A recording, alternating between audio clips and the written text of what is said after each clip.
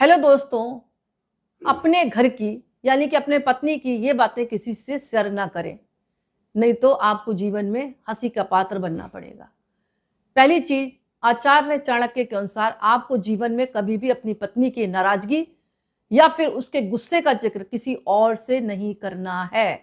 अगर आप किसी अन्य व्यक्ति से इस तरह की बातों का जिक्र करते हैं तो सिर्फ आपकी पत्नी पर ही लोग नहीं हंसते, बल्कि आपके ऊपर भी हंसी लोग करते हैं और आप हंसी के पात्र बनते हैं। दूसरी बात, चाणक्य नीति के अनुसार पति को कभी भी घर और जीवन में चल रहे दुखों का और परेशानियों का जिक्र किसी बाहरी इंसान से नहीं करना चाहिए।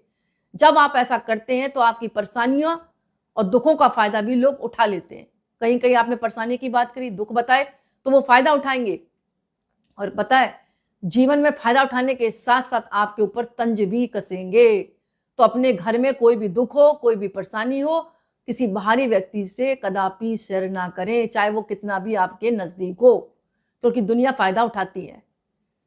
तीसरी बात, चाणक्य जी कहते हैं कि अपनी कमजोरियों का जिक्र कभी भी आप किसी से शेयर ना करें, चाहे खुद की कमजोरी हो, चाहे आपकी पत्नी में कोई कमजोरी हो। अगर आप किसी के आगे प्रेम में आकर, मित्र मानकर अगर ये बात कह देते हैं तो उसका कहते हैं ना, खामियाजा आप ही को भुगतना पड़ेगा। जैसे कि आपने अपनी कोई पत्नी की कमजोरी बता दी या फिर कोई अपना सीक्रेट किसी दोस्त को बता दिया, तो ऐसा हो ही नहीं सकता कि वो दोस्त किसी तीसरे पर्सन से बात ना करे। आपके सामने मीठा बना, लेकिन दूसरे व्यक्ति से वो बात करेगा और दूसरा तीसरे से कहेगा, इस तरह बात फैल जाती है। इसलिए चाणक्य जी कहते हैं अपनी कमजोरी या अपनी पत्नी की कमजोरी कोई हो उसको अपने तक सीमित रखे, ज्यादा बाहर बखान ना करे, नहीं तो समय आने पर लोग जो है, लड़ाई होने पर, समय आने पर आपको वो तंज कसेंगे और तब आपको बुरा लगेगा। क्योंकि घर की बात घर में ही रहे तो ज्यादा अच्छा है। अब अपनी पत्नी की कोई कमजोरी है, मान लो वो खाना नहीं बना पाती, और जाकर आपने अपने दोस्तों से कह दिया, तो कभी कोई बात चली तो वो आपकी हंसी उड़ाएंगे, अरे जी तुम्हारी पत्नी तो कुछ खाना भी नहीं बना पाती, आपने खुद ही बताया था।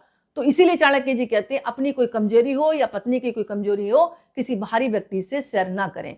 तो आज के बाद अगर ये वीडियो सुन रहे हैं तो ये बातें अपने दिमाग में आप जहान में बैठा लें, ताकि आप भी किसी के आगे हंसी के पात्र ना बने और आपकी कोई कमजोरी का फायदा ना उठाए। इस बात का आप ध्यान रखें।